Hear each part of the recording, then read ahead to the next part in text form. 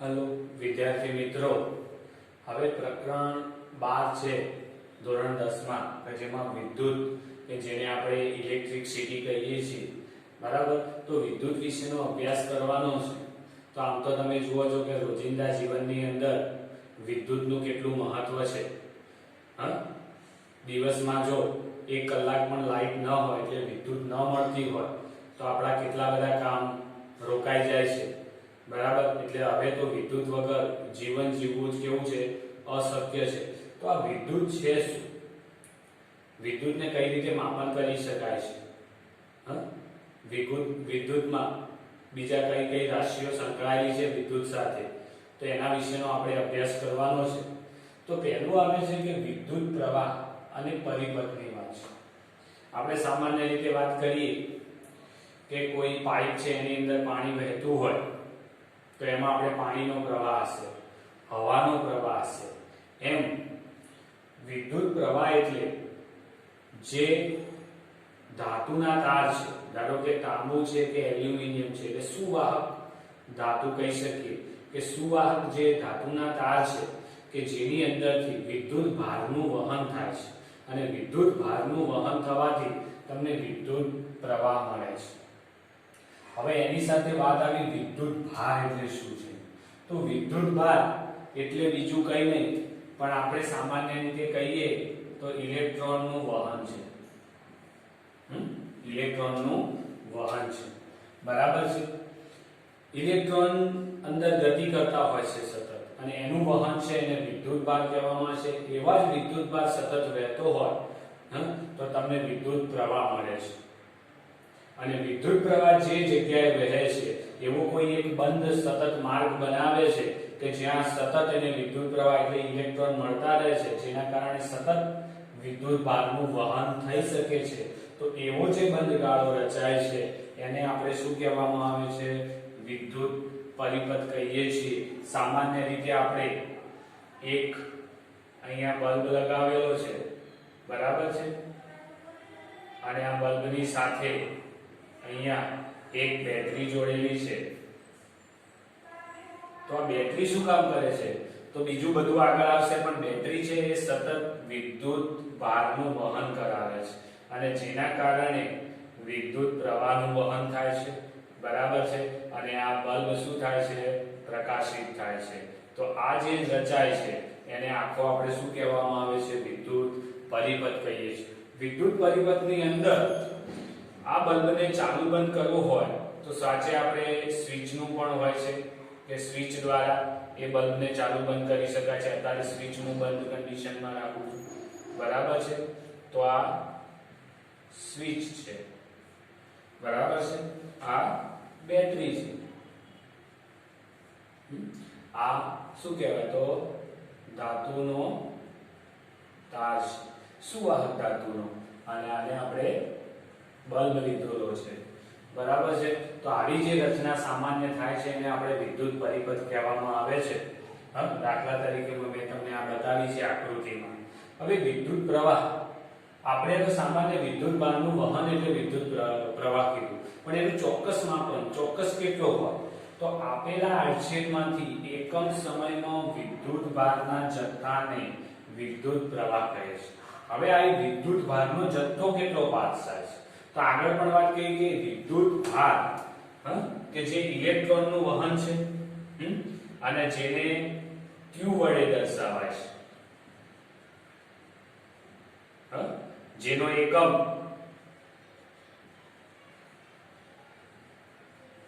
Coulomb છે, જે c છે, વિદ્યુત ભારનો એકમ। વિદ્યુત ભાર એટલે ઇલેક્ટ્રોનનું વહન જ છે, વધારે ઇલેક્ટ્રોનનું વહન જેને વિદ્યુત ભાર કહેવામાં આવે છે। તો વિદ્યુત પ્રવાહ એટલે વિદ્યુત જથ્થો કે જે આડછેદમાંથી પસાર થાય છે અને નીચે આવે છે સમય। તો વિદ્યુત પ્રવાહ જો એને આપણે I તરીકે લઈએ, વિદ્યુત પ્રવાહ I બરાબર, તો વિદ્યુત ભારનો જથ્થો એટલે q છે અને સમય એટલે t છે। અહીંયા q જેને આપણે કુલંબ કહીએ છીએ અને સમય શેમાં હોય છે, સેકન્ડમાં હોય છે, સેકન્ડમાં છે। તો એનો મતલબ કે આનો એકમ કયો થાય, c કુલમ એટલે સમય અને સમયનો એકમ સેકન્ડ છે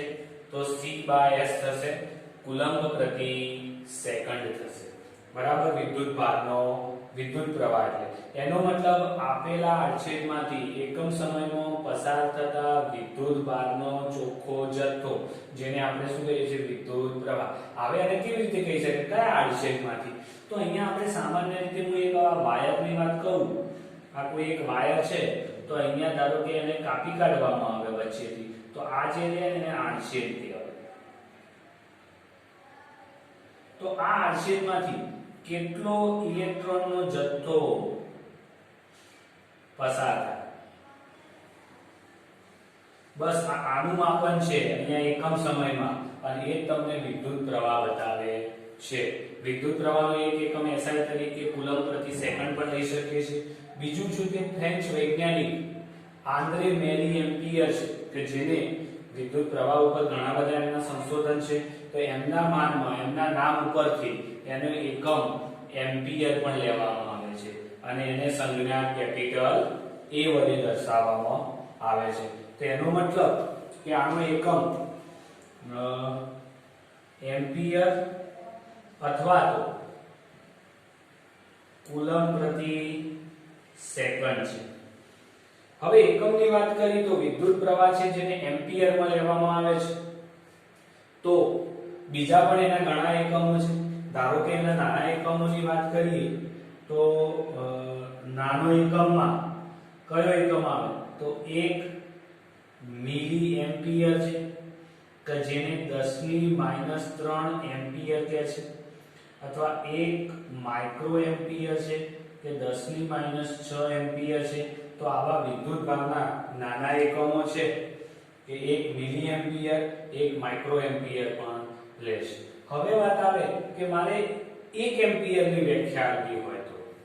તો આપણને ખબર છે કે અહીંયા આપણે શું લીધું હતું I કે જે એમ્પિયર છે તો અહીંયા મારે 1 એમ્પિયર લેવું હોય તો 1 કુલંબ લેવું પડે અને સમય પણ 1 સેકન્ડ લેવો પડે તો 1 સેકન્ડની અંદર તો 1 કુલંબ જેટલો વિદ્યુત ભારનો જથ્થો પસાર થતો હોય તો એ ધાતુના તારનો વિદ્યુત પ્રવાહ કેટલો કહેવાય 1 એમ્પિયર કહેવાય 1 સેકન્ડની અંદર 1 કુલંબ જેટલો વિદ્યુત ભારનો જથ્થો પસાર થાય તો એનો વિદ્યુત પ્રવાહ 1 એમ્પિયર કહેવાય તો આપણે આ 1 એમ્પિયર વિદ્યુત પ્રવાહની પણ વ્યાખ્યા આપી છે હવે આની સાથે વાત આવે છે કે વિદ્યુત પ્રવાહ છે એના માપન કઈ રીતે કરવામાં આવે છે તો વિદ્યુત પ્રવાહના માપન માટે અલગથી હું અહીંયા લખું છું કે માપન તો A મીટર અથવા આ રીતે કેપિટલ A અને મીટર છે A મીટરનો ઉપયોગ કરવામાં આવે છે માપન માટે કઈ રીતે લગાડવામાં આવે છે તો પરિપથ સાથે શ્રેણી જોડાણમાં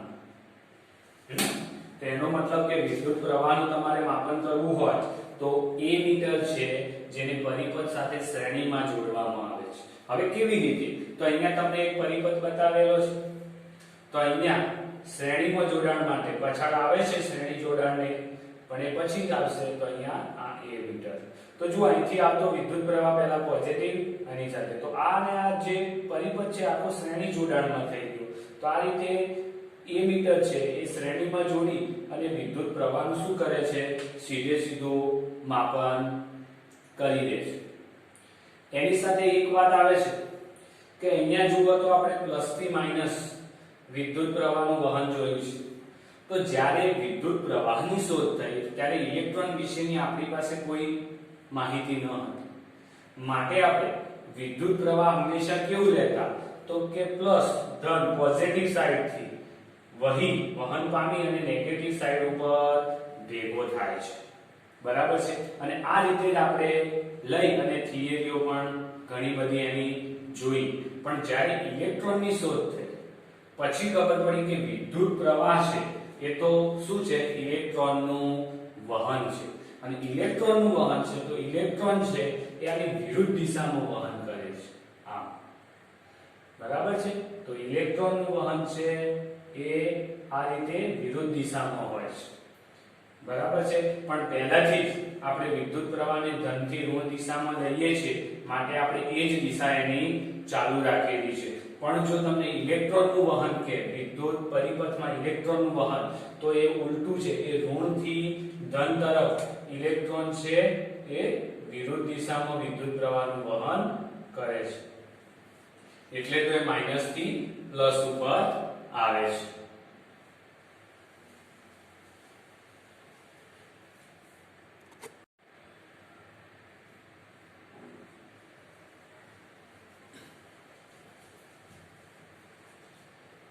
હવે આપણે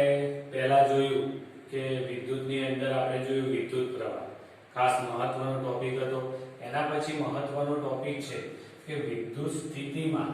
અને વિદ્યુત સ્થિતિમાનનો તફાવત શું છે એના વિશે જાણવાનું છે તો આપણે પહેલું વાંચ્યું છે કે વિદ્યુત સ્થિતિમાન શું છે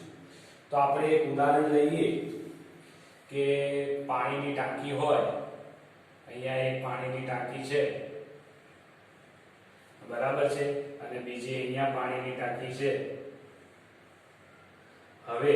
આ બંને ટાંકીને હું જો જોડી દઉં પાઇપ દ્વારા કનેક્શન કરીને બરાબર છે તો શું થશે અહીંયા વચ્ચે કોક મૂકેલો છે કે જેને હું બંધ ચાલુ કરી શકું છું તો આને જો હું ઓન કરી દઉં બરાબર છે તો શું થશે તો આપણને ખબર છે કે સામાન્ય રીતે ઉપરના વિસ્તારમાં સંગ્રહાયેલું પાણી છે ગુરુત્વાકર્ષણ બળ છે સાથે સ્થિતિ ઊર્જા પણ છે ઉપર સંગ્રહાયેલું તે ઓટોમેટિકલી શું કરશે વહન પામી અને અહીંયા થઈ અને ક્યાં આવશે આ નીચલી ટાંકીની અંદર જમા થઈ જશે બરાબર છે કે નહીં તો અહીંયા આ ટાંકીનું પાણી આમાં લાવવા માટે આપણે કોઈ બહારથી કોઈ ઊર્જા આપવાની જરૂર નથી ખાલી આ કોક છે એને હું ખુલ્લો કરી દેવામાં આવે તો સીધે સીધું આ ટાંકીનું પાણી આ ટાંકીમાં આવી જાય છે બરાબર છે પણ એનાથી ધારો કે ઉલટું થાય છે ધારો કે આ ટાંકીમાં પાણી ભરેલું જ નથી બરાબર છે અને આ ટાંકી છે નીચેની ભૂતળિયાની ટાંકી આપણે કહી શકીએ અને ઉપર આ જે છે પહેલા માળ કે બીજા માળની ટાંકી છે હવે આમાં ટાંકીમાં ફૂલ પાણી ભરેલું છે અને હું ચલો ફરીથી આ કોકને ખુલ્લો કરી દઉં તો શું આ પાણી ચડી અને આ ટાંકીમાં જવાનું છે ના કેમ તો આ પાણી પાસે એટલી ઊર્જા નથી કે એ અહીંયા સુધી જઈ શકે પહેલા શું હતું બંનેની સ્થિતિમાં તફાવત હતો આ ઉપર છે વધારે ઊર્જા છે તો નીચી ઊર્જામાં જાય છે એટલે પાણી સીધે સીધું નીચે આવી શકે છે પણ અહીંયા નીચી ઊર્જા છે અને આ ઉપરનું સ્તર છે તો એ ઓછી ઊર્જાથી વધારે ઊર્જા તરફ અથવા તો નીચા વિસ્તારથી ઉપરના વિસ્તાર તરફ પાણી ચડવાનું નથી જો આને ચડાવવું હોય તો શું કરવું પડે તો તમને ખબર છે કે અહીંયા તમારે motor pump electric motor pump લગાવી દેવામાં આવે તો ઇલેક્ટ્રિક મોટર પંપ શું કરે છે દબાણપૂર્વક ફોર્સથી આ પાણીને ખેંચે છે અને એને અહીંયા ચડાવી દે છે બરાબર કે નહીં તો આ ઇલેક્ટ્રિક મોટર આ ઇલેક્ટ્રિક પંપ કામ શું કરે છે તો સ્થિતિમાનનો તફાવત ઉત્પન્ન કરી આપે છે અહીંયા વધારે એટલું દબાણ કરી દે છે કે અહીંયા વધારે ઊર્જા જેવું થઈ જાય છે જેથી અથવા સ્થિતિ અને ઊંચાણવાળી હોય એવું થઈ જાય છે જેથી પાણી સરળતાથી અહીંયા ચડી જાય છે કે દબાણ વધારે છે બસ આ જ વસ્તુ છે એ આપણા વિદ્યુત પ્રવાહની અંદર પણ લાગુ પડે છે સામાન્ય રીતે કોઈ એક તાર છે કે તારનો ટુકડો છે તમે આવો તારનો ટુકડો લીધેલો છે અને હું એમ કહું કે આની અંદરથી વિદ્યુત પ્રવાહનું વહન થાય છે તો તમે કોઈ તારનો ટુકડો પકડો તો એની અંદરથી વિદ્યુત પ્રવાહનું વહન થતું તમને દેખાય છે નથી દેખાતું કેમ વિદ્યુત પ્રવાહનું વહન તો થવું જ જોઈએ કેમ કે આની અંદર મુક્ત ઇલેક્ટ્રોન છે એ ગતિ કરે છે પણ એમની ગતિ છે એની સરેરાશ લો તો એ શૂન્ય બરાબર થઈ જાય છે બધી દિશામાં ગતિ કરે છે કોઈ એક ચોક્કસ દિશામાં ગતિ કરતા નથી અથવા તો આની અંદર તમે આમ અડો તો તમને કઈ કરંટ લાગે છે ના શોક લાગે છે ના એટલે વિદ્યુત પ્રવાહનું વહન થતું જ લાગતું નથી આની સાથે હું સીધો બલ્બ જોડી દઉં તો પ્રકાશિત થવાનો છે ના થવાનો નથી પણ આની સાથે હું ધારો કે અહીંયા બલ્બ લગાવી દઈશ આ બલ્બ લગાવી દીધો અને અહીંયા વિદ્યુત સ્થિતિમાનનો આ તફાવત ઉત્પન્ન કરવા માટે મેં આ શું કરી બેટરી લગાવી અથવા તો એને આપણે વિદ્યુત કોષ કહીએ છીએ શું કર્યું તો વિદ્યુત કોષ લગાવ્યો બેટરી લગાવી હવે આ બેટરી કે વિદ્યુત કોષ શું કરે છે આ ઇલેક્ટ્રિક પંપ જેવું કામ કરે છે એ શું કરે છે આની અંદર વિદ્યુત ભારનું વહન કરે છે એટલે ઇલેક્ટ્રોનનું વહન કરાવે છે અને ઇલેક્ટ્રોનનું વહન કરાવે છે માટે આ જો ધાતુનો સળિયો છે એની અંદરથી વિદ્યુત પ્રવાહ વહન થઈ બરાબર અને બીજા છેડા ઉપર પહોંચે છે અને આ બલ્બ શું થાય છે પ્રકાશિત થાય છે એનો મતલબ કે વિદ્યુત ભારનું વહન કરવા માટે તમારે વિદ્યુત સ્થિતિમાન જોઈએ એટલે વિદ્યુત સ્થિતિમાનનો જો તમે તફાવત ઉત્પન્ન કરો તો જ વિદ્યુત પ્રવાહનું વહન થવાનું છે અને વિદ્યુત પ્રવાહના વહન કરવા માટે અહીંયા આપણે સામાન્ય રીતે વિદ્યુત કોષ એટલે બેટરી દ્વારા જ વિદ્યુત સ્થિતિમાનનો તફાવત ઉત્પન્ન કરીએ છીએ તો આ વિદ્યુત સ્થિતિમાન એટલે શું છે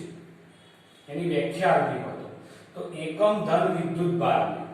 કોઈ એકમ ધન વિદ્યુત ભારને એને એક બિંદુથી બીજા બિંદુ સુધી લઈ જવા માટે કરવું પડતું જે કાર્ય છે એ જ કાર્ય વિદ્યુત સ્થિતિમાન છે આ રીતે A અને B બિંદુ હોય A અને આ B બિંદુ તો એકમ ધન વીજભારને કોઈ એક બિંદુથી આ બીજા બિંદુ સુધી અહીંયા લઈ જવા માટે ધન વીજભારને જે કાર્ય કરવું પડે છે કાર્ય W અને એ જ આપણું શું છે વિદ્યુત સ્થિતિમાનનો તફાવત અથવા વિદ્યુત સ્થિતિમાન છે તો એનો મતલબ કે વિદ્યુત સ્થિતિમાનનો તફાવત એટલે કરેલું કાર્ય છે કાર્યને આપણે Wc દર્શાવીએ છીએ વિદ્યુત ભાર તો એ Q છે તો આપણને વિદ્યુત સ્થિતિમાનનો તફાવત જેને V વડે દર્શાવીએ છીએ કેપિટલ તો V બરાબર W ના છેદમાં Q થશે હવે V ક્યાંથી આવે છે એનો મતલબ કે વિદ્યુત સ્થિતિમાનનો તફાવતનો એકમ તો એક વોલ્ટ એકમ છે કે જે ઇટાલીના વૈજ્ઞાનિક એલેજાન્ડ્રો વોલ્ટા છે એના નામ ઉપરથી એમના માનમાં એક એકમને વોલ્ટ તરીકે લેવામાં આવે છે જ્યારે બીજા એકમમાં જોઈએ તો અહીંયા કરેલું કાર્ય માટે આપણે જૂલ લઈએ છીએ અને વિદ્યુત ભાર એટલે કુલંબ છે તો જૂલ પ્રતિ કુલંબ પણ કહીએ છીએ હવે વાત આવે છે કે તો આ વિદ્યુત સ્થિતિમાન છે એ કઈ રીતે આપણે માપી શકીએ છીએ તો અહીંયા હું માપ કરું કે માપન કઈ રીતે થાય તો માપન માટે આપણે પહેલો પોઈન્ટ છે કયો તો વોલ્ટમીટર દ્વારા માપન બરાબર વોલ્ટમીટર આવે છે સાધન એના દ્વારા એનું માપન થાય છે કઈ રીતે લગાડવામાં આવે છે પરિપથમાં તો પરિપથમાં સમાંતર જોડાણમાં લગાવવામાં આવે છે તો કઈ રીતે તો અહીંયા જુઓ તમને હું એક પરિપથ બતાવેલો છે આમાં થોડો ફેરફાર કરી દઈએ આપણે બલ્બ તો રાખીએ અને અહીંથી હું આ રીતે અહીંયા વિદ્યુત કણ લગાવી દઉં છું જે ઓન કન્ડિશનમાં ચાલુ છે અહીંયા પરિપથ લગાવી દઉં છું બેટરી છે બરાબર છે તો આ એક પરિપથ બની ગયો છે પ્લસ માઈનસ પસાર થતો કરંટ વિદ્યુત પ્રવાહ I છે તો હવે આ બલ્બની અંદરનું વિદ્યુત સ્થિતિમાન માપવું હોય તો આ બલ્બના સાથે સમાંતર જોડાણમાં લગાવવામાં આવે છે બરાબર છે કઈ રીતે આ સમાંતર જોડાણ છે એ આવશે પાછળથી સમાંતર જોડાણની વ્યાખ્યા નહીં તો જુઓ બલ્બમાંથી પણ વિદ્યુત પ્રવાહ વહે ને એક સાથે આમાંથી તો આ બંને જુઓ એકબીજાને સમાંતર છે પેરેલલ માટે સમાંતર જોડાણમાં લગાવવામાં આવે છે અને વિદ્યુત વોલ્ટેજ એટલે વિદ્યુત સ્થિતિમાનનું માપન કરવામાં આવે છે આના પણ એકમોની વાત કરીએ તો નાના એકમની વાત કરીએ નાના એકમમાં આપણે સામાન્ય રીતે વોલ્ટ છે અથવા તો મિલી વોલ્ટ અથવા માઇક્રો વોલ્ટ પણ લઈએ છીએ બરાબર છે અને મોટા એકમોની વાત કરીએ મોટા એકમમાં કિલો વોલ્ટ લઈએ છીએ તો આપણે અહીંયા એકમોને બતાવું તો અહીંયા લખું છું કેટલો 1 મિલી વોલ્ટ બરાબર 10 ની -3 વોલ્ટ થાય 1 માઇક્રોવોલ્ટ બરાબર 10⁻6 વોલ્ટ થાય, જ્યારે 1 કિલોવોલ્ટ બરાબર 10⁻3 વોલ્ટ થાય. એનાથી મોટો 1 મેગાવોલ્ટ કેપિટલ M છે તો 10⁻6 વોલ્ટ થાય છે. તો આ બંને નાના એકમો છે અને આ બંને એના મોટા એકમો પણ મેં તમને દર્શાવ્યા છે. તો એનો મતલબ કે વિદ્યુત પ્રવાહના વહન માટે વિદ્યુત સ્થિતિમાનનો તફાવત જરૂરી છે. વિદ્યુત સ્થિતિમાનનો તફાવત સામાન્ય રીતે આપણે અહીંયા નાના પરિબળમાં બેટરી દ્વારા મેળવ્યો છે. તેમાં તો જેવી જ આપણે બેટરી લગાવીએ છીએ એવું જ વિદ્યુત ભારનું વહન થાય છે, ઇલેક્ટ્રોનનું વહન થાય છે અને બલ્બ પ્રકાશિત થાય છે. એની સાથે એક વસ્તુ રહી ગઈ અહીંયા કે 1 વોલ્ટની વ્યાખ્યા શું કહી શકાય. અહીંયા 1 વોલ્ટ લેવું હોય તો 1 વોલ્ટ બરાબર 1 જૂલ અને નીચે 1 કુલમ્બ લેવાય, બરાબર છે ને. તો 1 કુલમ્બ વીજભારને, એક ધન વીજભારની વાત કરીએ તો અહીંયા શું લખું, 1 કુલમ્બ વીજભારને એક બિંદુથી બીજા બિંદુ સુધી લઈ જવા માટે કરવું પડતું કાર્ય જો 1 જૂલ હોય તો એક એકમ ધન વીજભાર હતો એની જગ્યાએ અહીંયા શું લખાય, 1 કુલમ્બ વિદ્યુત ભારને એક બિંદુથી બીજા બિંદુ સુધી લઈ જવા માટે કરવું પડતું કાર્ય કેટલું હોય, 1 જૂલ હોય. તો વિદ્યુત સ્થિતિમાનનો તફાવત છે જે કેટલો કહેવાય, 1 વોલ્ટ કહેવાય. તો આ તમને 1 વોલ્ટની પણ વ્યાખ્યા આપી. ઘણીવાર એવું પણ પૂછાય છે કે વિદ્યુત સ્થિતિમાન ની વ્યાખ્યા આપો અથવા 1 વોલ્ટની વ્યાખ્યા આપો અને એના એકમો વિશે જણાવો. તો આ પણ કેવો છે, IMP પ્રશ્ન છે, તો ખાસ યાદ રાખો.